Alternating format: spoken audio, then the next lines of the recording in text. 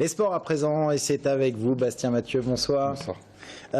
On va commencer par la victoire du Tour FC vendredi soir contre Valenciennes, c'était à domicile. Et oui, la première victoire à domicile en 2016 pour le Tour FC. Les Bleus ont soufflé le chaud et le froid, mais avec d'abord une première mi-temps réussie, notamment avec le but de Geoffrey Malfleury, l'homme en forme du moment. C'est son 4e but en 4 matchs pour l'attaquant. La deuxième mi-temps était un peu plus compliquée, mais les coéquipiers de Brian Bergogneau ont eu le mérite de tenir le score, ce qu'ils n'avaient pas forcément réussi à faire.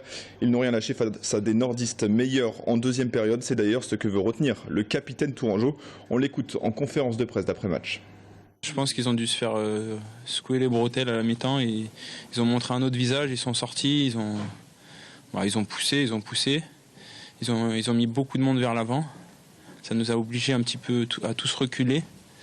Mais voilà, j'ai eu l'impression que tout le monde s'est sacrifié pour le résultat.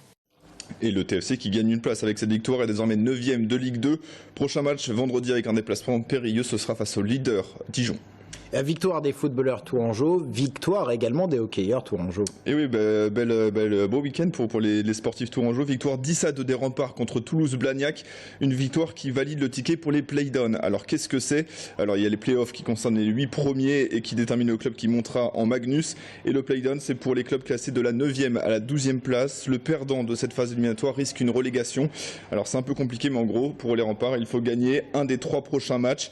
Avant ça, dernier match de la saison régulière, ce sera samedi contre Caen, match qui a tout de même son importance pour valider, pour savoir la place définitive des Remparts et donc déterminer le prochain adversaire. On a des nouvelles d'un ancien joueur du Tour Volleyball. Irvine Ngapet était jugé au tribunal de grande instance de Paris aujourd'hui. Pas forcément des bonnes nouvelles, mais le leader de l'équipe de France était entendu aujourd'hui. Il est accusé d'avoir frappé un contrôleur SNCF en juillet dernier. La procureure a requis 3 mois de prison avec sursis pour l'ancien joueur du TVB et une amende de 4 000 € pour entrave à la circulation d'un TGV et violence contre un contrôleur. Le délibéré sera rendu le 4 avril. On revient sur tous les résultats sportifs du week-end avec vous dans Stadium ce soir. Effectivement, et avec des images exceptionnelles. On va vous faire partager des moments beaucoup plus joyeux avec les jeunes du Tour FC qui ont éliminé au tir au but le PSG en Coupe Gambardella. Des images exceptionnelles dans les vestiaires des joueurs du Pascal Berenguer. On y était. Ne ratez ça sous aucun prétexte. C'est rendez-vous à 19h15.